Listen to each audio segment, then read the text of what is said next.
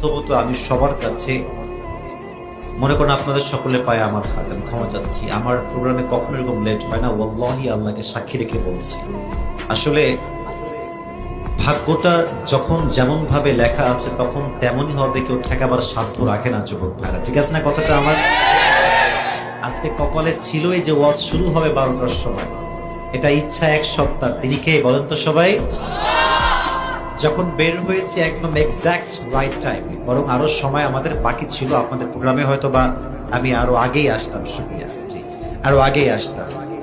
হঠাৎ করে আমাদের যে গাড়ি, যেটা নিয়ে আমরা প্রোগ্রামে আসি বা প্রোগ্রামে যাই, আমাদের গাড়ির প্রবলেম হচ্ছে দুইটা হয়েছে। এক, এসকেলেটর আমরা চাপ না দিলেও গাড়ি অটোমেটিক এয়ার দৌড়াচ্ছে, মানে যদি গাড়ি আমি চাপ না দিই তাও দৌড়ায়। রিস্ক একটা যুবক ভাইরা, বলো তো সবাই আজ না নাই? ড্রাইভার গাড়িতে মানে পা দেয় নাই চালাবার জন্য, তাও অলরেডি গিয়ার উঠছে, অটোমেটিক গাড়ি, অবস্থা খারাপ।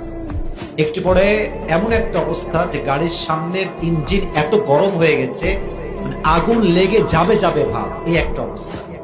প্রায় কয়েক ঘন্টা ওগুলো করতে করতে গেছে, আর রাস্তায় এত জ্যাম, যেখানে আসার কথা 10টার সময় সেখানে আরো সময় লেট হয়ে গেছে। তবে আজকে সাভারের ভাইরা প্রমাণ করেছেন এতটা সময় অপেক্ষা করে যে সাভারের মানুষ কোরআনকে কলিজার থেকে ভালোবাসে। যুবক ভাইরা, আল্লাহ এই ভালোবাসাকে তার সন্তুষ্টির ওয়াসিলা হিসেবে কবুল করুক। সকলেই পড়া আমিন। আমাকে যত মানুষ ভালোবাসে তার চেয়ে বেশি যুবক ভাইরা আমাকে একটু বেশি ভালোবাসে। যুবকদের পক্ষে আমি একটু বেশি কথা বলি, তাই যুবকরা আমাকে ভালোবাসে।